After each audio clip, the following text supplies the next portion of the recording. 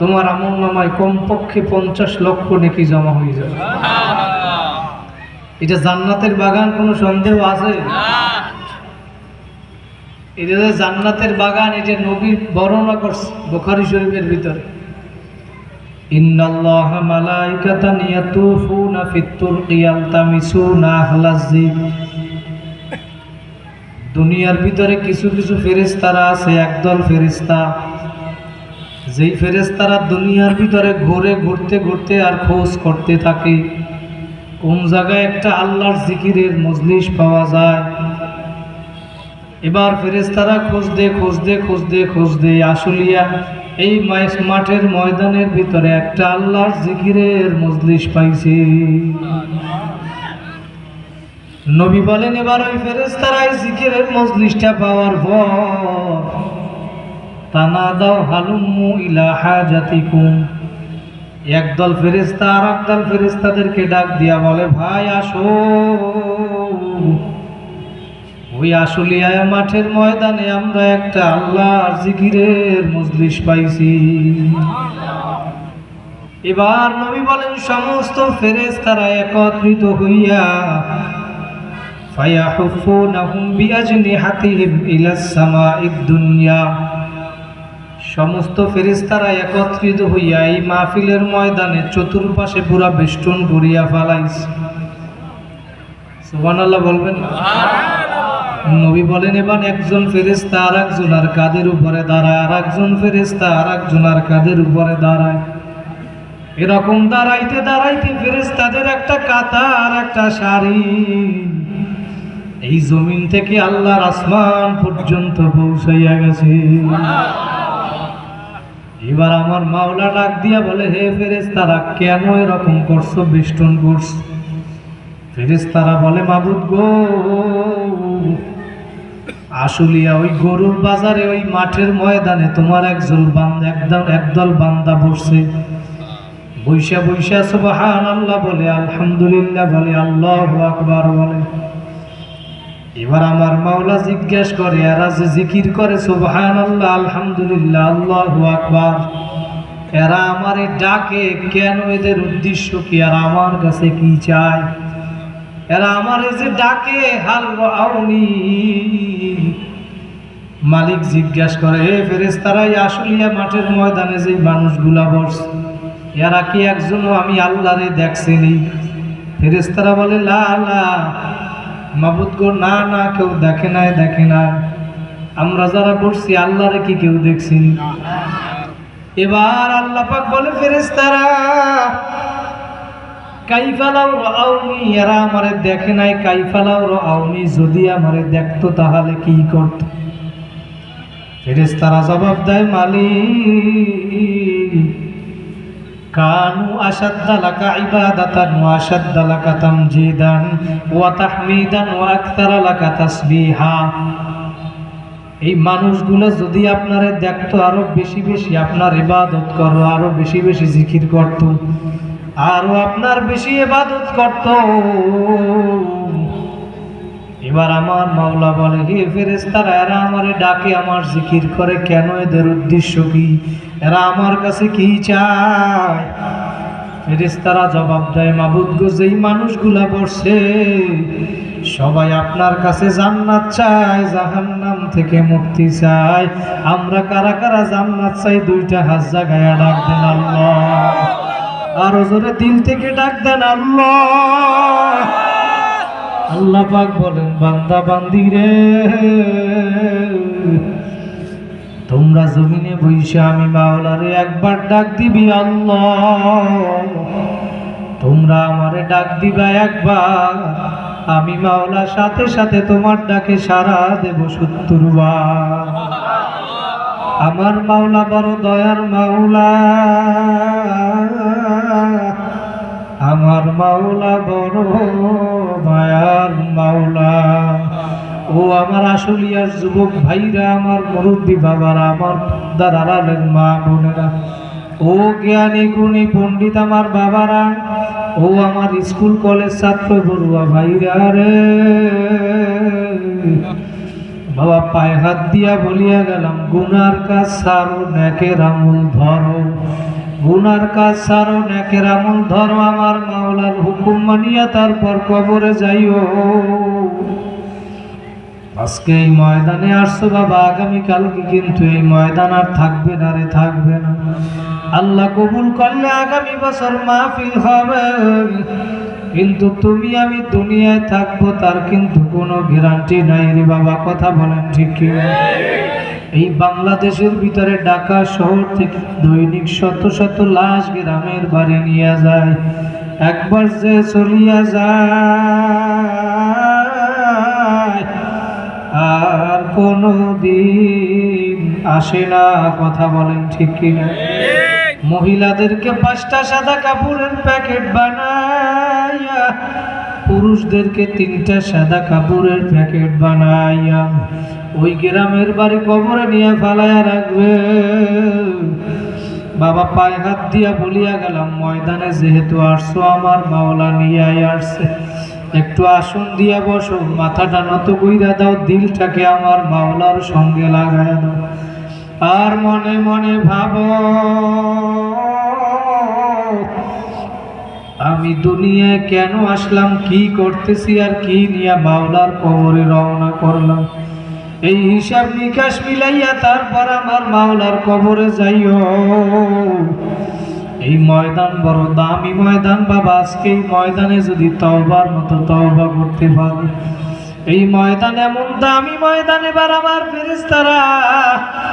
ফেরেশতারা বলে মাবুদ গো, এই মানুষগুলা সবাই আপনার কাছে জান্নাত চায়, জাহান্নাম থেকে মুক্তি চায়। আমার মাওলা এবার জিজ্ঞেস করে ফেরেশতারা, এই মানুষগুলা আমার কাছে জান্নাত চায়, জাহান্নাম থেকে মুক্তি চায়, এরা কি কেউ জান্নাত দেখছে, জাহান্নাম দেখছে? বলে না না, কেউ জান্নাতও দেখে নাই, জাহান্নামও দেখে নাই। এবার আমার মাওলা ফেরেশতাদেরকে জানায় দেয়, ফেরেশতারা তোমরা বলছিলা এই মানুষ দুনিয়ায় বানানো লাগবে না। সূরা বাকারার 5 নম্বর পৃষ্ঠায় ওয়াইদ ক্বালা রাব্বুকা লিল মালাইকাতি ইন্নী জাইলুন ফিল আরদি খলিফা ক্বালু আতাজআলু ফিহা মান ইউফসিদু ফিহা ওয়া ইয়াসফিকুদ দিমা ওয়া নাহনু নুসাব্বিহু বিহামদিকা ওয়া নুকদ্দিসু লাক ক্বালা ইন্নী আ'লামু মা লা তা'লামুন। আমার মালিক বলেন ফেরেশতারা, আমি তোমাদের সাথে পরামর্শ করছিলাম যখন মানুষ বানাবো, তখন তোমরা বলছিলে মানুষ বানানো দরকার নাই, ইবাদত বন্দেগী করার জন্য আমরাই যথেষ্ট। এই মানুষগুলি দুনিয়ায় গিয়া ফিতনা ফাসাদ করবে, মারামারি করবে, মাবুদ গো মানুষ বানানো লাগবে না। তখন আমার মাওলা বলছিল ফেরেশতারা ক্বালা ইন্নী আ'লামু মা লা তা'লামুন, আমি মাওলা যা জানি তোমরা তা জানো না। বলেন আল্লাহু আকবার। এখন আমার মাওলা ফেরেশতাদেরকে বলে, ফেরেশতারা এখন তাকাইয়া দেখো ওই আশুলিয়ার ময়দানে যে আমার বান্দাগুলা দ্বীনি মজলিসে, জান্নাতের বাগানে জিকিরের মজলিসে বসছে, এরা আমার কাছে জান্নাত চায়, জাহান্নাম থেকে মুক্তি চায়। এরা কেউ জান্নাতও দেখে নাই, জাহান্নামও দেখে নাই, এমনকি আমি মাওলারেও দেখে নাই। যেই বান্দা বান্দিগুলা জান্নাত না দেখিয়া, জাহান্নাম না দেখিয়া, এমনকি আমি মাওলারেও না দেখিয়া, যেই আমি মাওলার জন্য পাগল, ফেরেশতারা তোমরা সাক্ষী থাকো, উশহিদুকুম আন্নী কদ গফারতু লাহুম। হাদিসের শেষে আমার মাওলা জানায় দেয়, ফেরেশতারা তোমরা সাক্ষী থাকো, এই ময়দানে যেই মানুষগুলা বসছে আমি মাওলা সবাইরে মাফ কইরা দিলাম। এবার একদল ফেরেশতা ওই মধ্য থেকে বলতেছে, মাবুদ গো তুমি সবাইরে কেন মাফ করলাম? সবাই তো মাহফিল শোনার জন্য আসে নাই, কেউ আসছে ভুল ধরার জন্য, কেউ আসছে দোকানদারি করার জন্য, কেউ আসছে মাহফিলের প্যান্ডেল লাইট লাগানোর জন্য, সবাই তো মাহফিল শোনার জন্য আসে না। এবার আমার মাওলা জবাব দেয়, ফেরেশতারা এই মজলিসটা যেহেতু একটা দ্বীনি মজলিস, যেহেতু এই দামি মজলিসের কারণে, যেহেতু মজলিসের ভিতরে বসছে যেই মানুষগুলা বসতে দেরি, আমি মাওলা সবাইরে মাফ করতে দেরি করব না, বলেন সুবহানাল্লাহ। আজি আমার ভাইরা এই ময়দানে যেহেতু আমার মাওলা নিয়ে আসছে, বাবা একটু আসন দিয়া বইসা মাথাটা নত কইরা দিলটাকে আমার মাওলার সঙ্গে লাগাও, আর মনে মনে ভাবো আমি কোন দুনিয়ার পাগল হইলাম, কার মায়ায় পড়ছো, কোন দলের পাগল হইছো, কোন নেতা নেত্রীর পাগল হইলা রে বাবা। এই দুনিয়ায় চিরজীবন থাকতে পারবা না, থাকার জায়গা না। চিরজীবন দুনিয়ায় কেউ থাকতে পারে নাই রে বাবা, পারে নাই। দুনিয়ায় চিরজীবন যদি কেউ থাকতো তাহলে আমার মায়ার নবী থাকতো, কথা বলেন ঠিক কিনা? নবী বলেন মা মাতা মুহাম্মদ, যদি চিরজীবন দুনিয়ায় যদি কেউ থাকতো আমার নবী থাকতো। ও আমার ভাইরা কলিজার টুকরা, নবীও কিন্তু থাকতে পারে নাই। বর্তমানে রবিউল আউয়াল মাস চলে, এই মাসে আমার নবী দুনিয়ায় আসছিলেন, দুনিয়ায় থাকতে পারে নাই, শেষ পর্যন্ত মক্কায়ও থাকতে পারে নাই। নিজের কওমের লোকেরা পর্যন্ত আমার নবীকে মক্কায় থাকতে দেয় নাই। যেই নবী ইন্তেকালের সময় উম্মতকে বলে নাই, যেই নবী ইন্তেকালের সময় বলে নাই, জীবনের সমস্ত জায়গায় প্রত্যেকটা জায়গায় শুধু উম্মতের জন্য কাঁদলো। আল্লাহু আকবার। সেই নবীরে ভুইলা আজকে তুমি কার পাগল হইছো, কোন দুনিয়ার পাগল হইলা রে বাবা? যেই মাওলায় তোমারে আমারে এত সহজেই মাফ করিয়া দেওয়ার জন্য অপেক্ষায় আছে, আর সেই মাওলারে ভুইলা কার পাগল হইছো? আবার সাহাবায়ে কেরাম যারা দুনিয়ার ভিতরে জান্নাতে টিকিট পাইলেন, তারাও তারপরেও নেকের জন্য পাগল, নামাজের জন্য পাগল, নেক আমলের জন্য পাগল। যেই নবী যার আগে পরে কোনো গুনাহ নাই, সেই নবী রাত্রবেলা নামাজের দাঁড়ায় দাঁড়ায় পর্যন্ত উম্মতের জন্য কাঁদে। হযরত আয়েশা রাদিয়াল্লাহু তাআলা আনহা তিনি বর্ণনা করেন, ঈশার নামাজ পড়া নবী আমার ঘরের ভিতরে যখন আসতো, আয়েশা একটা রুমের ভিতরে দাঁড়াইয়া যাইতো নামাজে দাঁড়ায় দাঁড়াইয়া নবী কোরআন তেলাওয়াত শুরু করতো আর উম্মতের জন্য দোয়া করতো। নবী এবার কোরআন তেলাওয়াত করে, দাঁড়ায় দাঁড়াইয়া কোরআন তেলাওয়াত করে। তেলাওয়াত করতে করতে 7 নাম্বার পড়ার 6 নাম্বার পৃষ্ঠা আল্লাহর নবী কোরআন তেলাওয়াত করে, ইন তুআযিবহুম ফাইন্নাহুম ইবাদুক ওয়া ইন তাগফির লাহুম ফাইন্নাকা আনতাল আজিজুল হাকীম।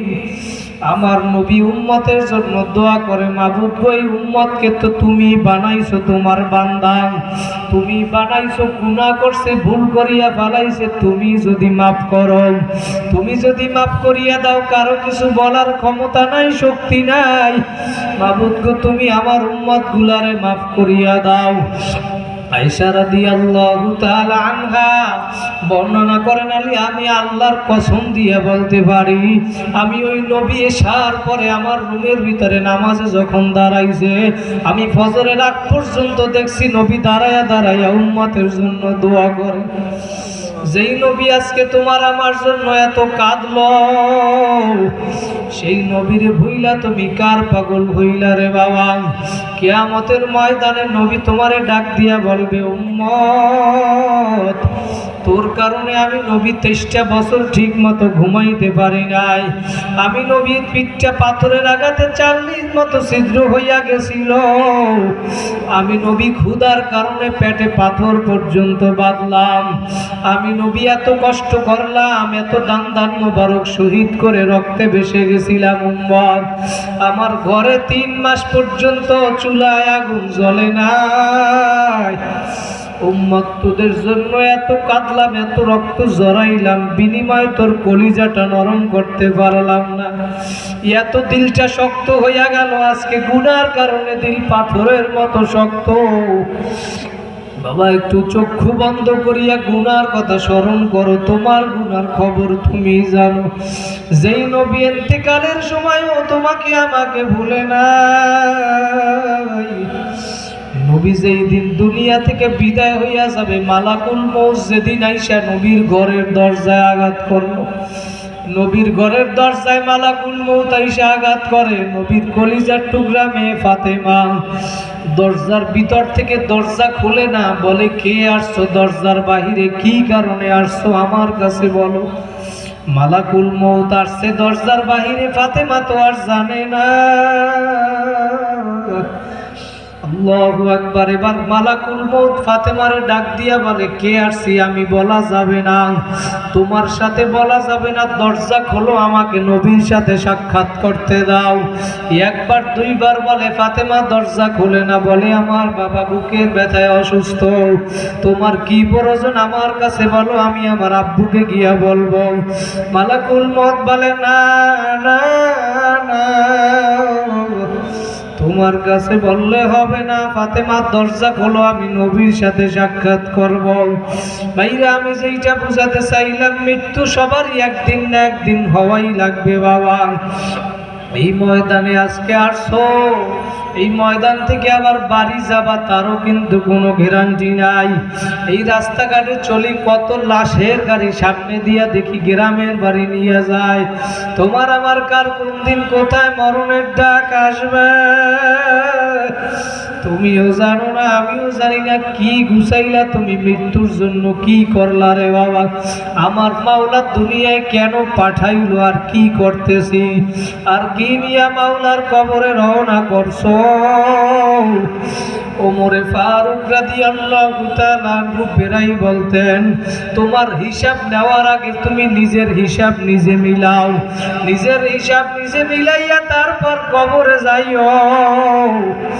বাবা, চক্ষু বন্ধ করিয়া ভাবো, এখন যদি আমি দুনিয়া থেকে বিদায় হইয়া যাই, তাহলে আমার নামাজ বেশি নাকি গুনাহ বেশি, আমার নামাজ কাজা হইল বেশি নাকি নামাজ পড়ছি বেশি, আমি রোজা রাখছি বেশি নাকি রোজা রাখি নাই বেশি। তোমার গুনার খবর তুমি জানো। গুনার কথা স্মরণ করিয়া তুমি 2 ফোঁটা চোখের পানি ফেলাইয়া দাও বাবা। নবী এবার মালাকুল মউত ঘরের দরজায় আসলো জান কবর করার জন্য। নবী, ফাতেমা বলে দরজা খোলা যাবে না, 2-3 বার নিষেধ করার পরেও মালাকুল মউত শোনে না। এবার ফাতেমা নবীর কাছে গিয়া বলে, আব্বা জান, দরজার বাহিরে কে আসছে জানি না, দুনিয়ার কার এত বড় সাহস, আমি 2-3 বার নিষেধ করার পরেও দরজা খুলে না, আমি 2-3 বার নিষেধ করার পরেও সে শুধু আঘাত করে, আপনার সাথে নাকি দেখা করবে। নবী এবার চোখের পানি ফালাইয়া ডাক দেয়, ফাতেমা রে, দরজার বাহিরে যে আসছে দুনিয়ার আর কেউ না, ফাতেমা, মালাকুল মউত আজরাইল। এবার